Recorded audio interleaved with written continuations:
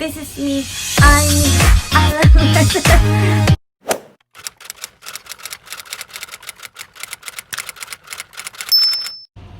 Hello guys! Welcome back to the second episode of Truth Bomb! Why is loving yourself a sensitive topic, especially in the Christian community? A lot of people shy away from this topic, or there are preachers who are engulfed in this topic, and this is the one thing that they promote. Now, why is loving yourself in the actual gray area? Where do we place ourselves? As Christians, where should your stand be in loving yourself? So welcome back to my channel. For the past videos, it's been very serious, lighting up the mood for us. And as you are commenting down below, what do you do to promote self-love? What are the things that you do? Do you go to the salon? Do you watch a movie? What are the things that actually helps you for your self-love moment or your loving yourself moment? Comment down below as you watch these clips. Get your own goat. Get your own joy. Through your own party. Do your own dance. Give him your own praise. Celebrate your blessings. Your life. You cannot enjoy your life if you don't enjoy yourself.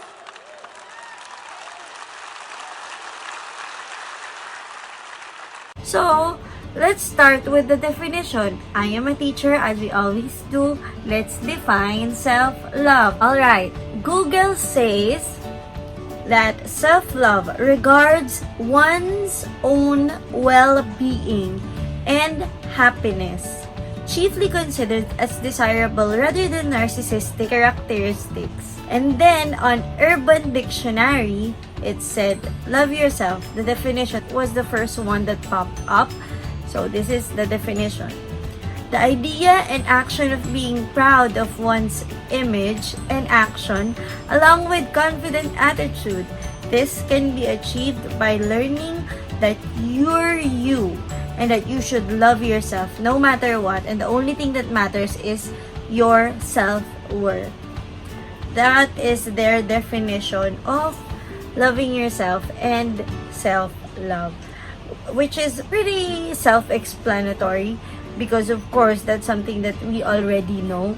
But honestly, I didn't know that they would put it on actual dictionary. The Urban Dictionary would say, love yourself no matter what, and the only thing that matters is your self-worth. Let's go straight to the point. The most famous verse that people would use in terms of loving yourself, a lot of people use this and probably out of context, but then again, they use it because it's self-explanatory as it is. Love your neighbor as yourself. It is on Mark 12:31 and also in Matthew 22. The Lord said, love the Lord your God with all your heart, with all your soul. That was the first part. And then the next part is showing the commandment, which is love the Lord your God. And then the next one, love your neighbor as you love yourself. Let us go with love your neighbor first because that's what was mentioned first. And then let's talk about loving yourself later as we go along. Love your neighbor as you love yourself. Jesus in itself is love, right? Because God is love. So Jesus in itself is love. When Jesus is love and it said love your neighbor as yourself, it means it's servitude. You love others first. You love others because God is love. His first reaction to love is giving himself, right? It was his first action of love is to giving himself, breathing himself to us, creating all of this for us. It was serving person of his love. If you love the Lord, then you will learn to love yourself and learn to love others. In Psalms 23, the part of that said, my cup runneth over, is you let the Lord fill you and then it overflows to other people. It's overflowing of the love of God. Let's go to love. as I told you, God is love. And let's go to 1 Corinthians 13, which is the most famous chapter for love. And it said, so you open my Bible. It said, love is patient, love is kind. It does not envy, it does not boast, it's not proud, it does not dishonor others, it is not self-seeking, it is not easily angered, it keeps no records of wrongs. Love does not delight in evil but rejoices with the truth. It always protects, always trusts, always hopes, always preserves.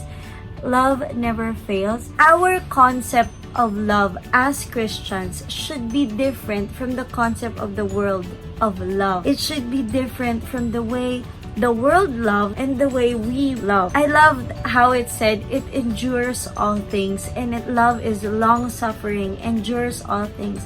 Why? Because the concept of loving yourself, or you should love yourself, you deserve this, you should do this, all of these other concepts that other people will say, you loving yourself, it doesn't matter. The whole world doesn't matter. As long as you love yourself, it doesn't matter what they say, you love yourself. That's what the world says about loving yourself. But then again, the Bible said love is patient, love is kind, love is long suffering, love endures all things, love does not keep records of wrongs. With yourself, it's not always the good feeling. Do you hate yourself for doing things, or are you angry with yourself for doing things? That is the concept of loving yourself. Blocking off all the world, and it doesn't matter what they say. This is me, I'm me, I love myself. That's not how it is. I'm very selfish. I'm a very selfish person. I attest to that on my own, and the people around me does too as well. But learning to love yourself through the eyes of Jesus is something different. When you learn what love is, when you learn who love is, then you finally learn to love yourself in the right way.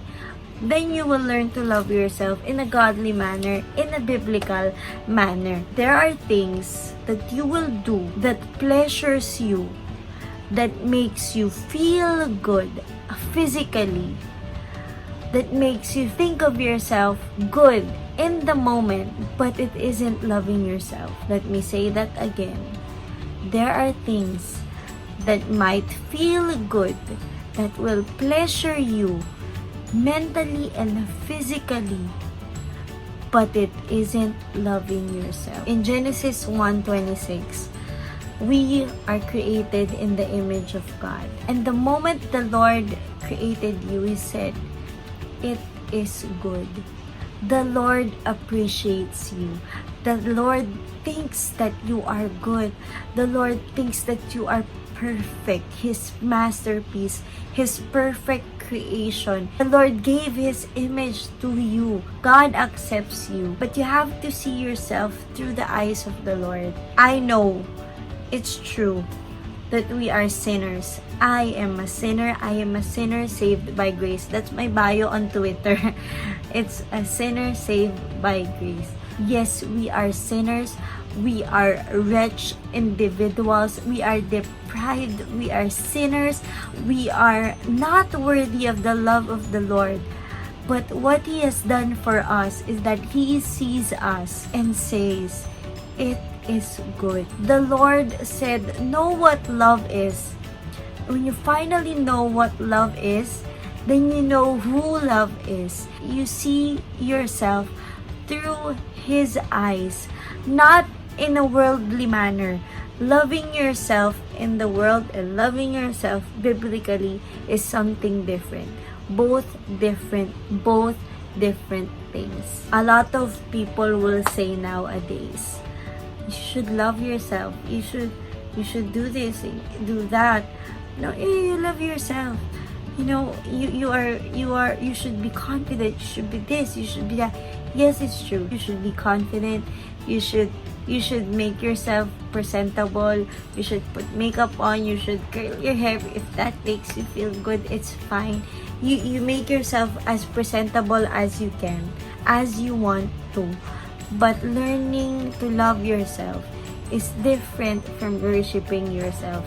and making yourself an idol, putting yourself above the will of the Lord. I am not discounting all of us for how God created us. He created us great. You are beautiful, talented, you are smart, pogi ka, maganda ka, ganun ka. Kasi ganun ka ginawa ng Panginoon. Pero hindi ka niya ginawa para sambahin mo yung sarili mo. Ginawa ka niya para sambahin mo siya. The Lord did not make you beautiful, talented, smart. The Lord did not make you all of these things for you to worship yourself. But God made you that way, and He wants you to worship your Creator. It's so easy to be caught up on the idea of loving yourself. In the beautiful idea of, I love myself, to choose to love ourselves more than we love others, more than we love Jesus. As we go on this journey of loving ourselves as the Lord asks us to love. To not put ourselves in the pedestal, but put Him in the center of our lives. The reason why I made this video is not only to remind all of you, but also to remind myself to choose to love God in the manner that He asks me to. Before I end this, I would like to remind you, love is patient, love is kind. Are you patient with yourself? Are you kind with yourself? Then, are you kind? Are you patient with others? Are you kind to others? As before we end this video, live loved. You are loved, favored. You are favored and found. Thank you for watching this video. If you finished this video, comment down below the purple emoji. Catch me on Monday for a new spoken poetry. Your story matters. Arbanami. Bye guys.